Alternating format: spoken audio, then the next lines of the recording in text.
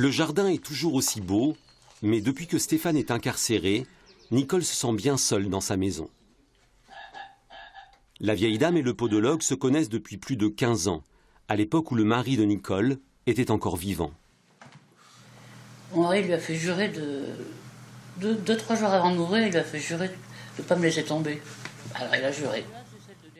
Mais en l'espace de 5 ans, Nicole Viriot a fait pour plus d'1 million d'euros de dons et de cadeaux à Stéphane d'Agicourt. En 2010, l'homme avait déjà été condamné à du sursis dans le cadre d'une affaire similaire.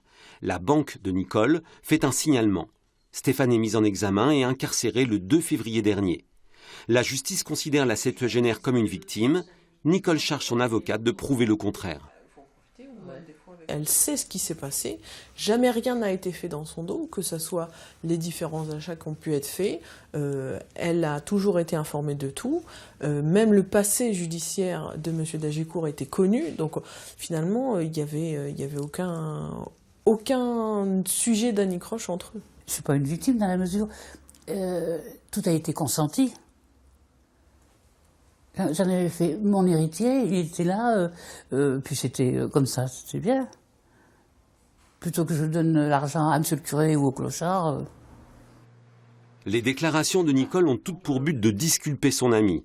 Le sort judiciaire du Diepois dépendra des expertises et de ce qu'elles diront de la capacité de sa mère de cœur à exercer son libre arbitre.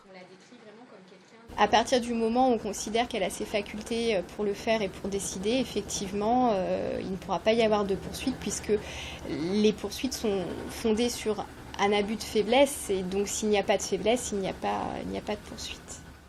Veuve et sans enfant, Nicole ne pensait pas, à 77 ans, devoir se priver de la compagnie de Stéphane, son cadet de plus de 20 ans.